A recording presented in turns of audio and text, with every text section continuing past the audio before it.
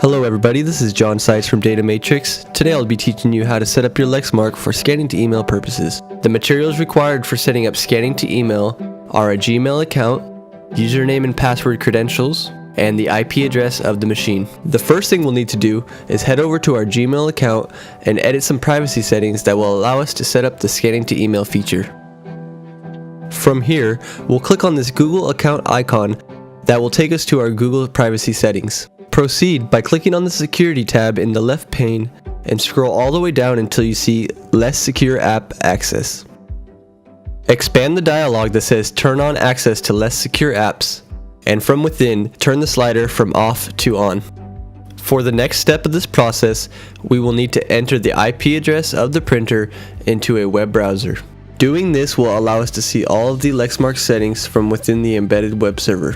On the home page, navigate to Settings, Email, and expand the option for email setup if it is not already. Now I will explain what each of these settings pertain to in the email setup process. For Gmail accounts, the primary SMTP gateway should be set to smtp.gmail.com. The primary SMTP gateway port should be set to either 587, 25, or 465. In this case, we have it set to 587. The secondary SMTP gateway port is not important because we did not define the secondary gateway. SMTP timeout should be left at 30. The reply address is user specific. For the use SSL/TSL setting, set that to negotiate.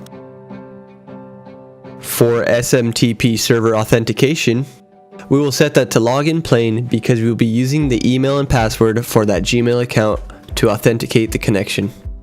Choose Use Device SMTP credentials for both device-initiated email and user-initiated email.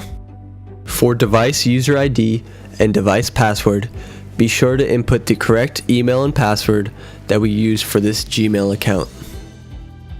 Save those settings, and now we can scroll down to set up the email defaults. These settings will depend on your organization's needs. After saving all of these settings, we can go to the machine and run a test scan to email.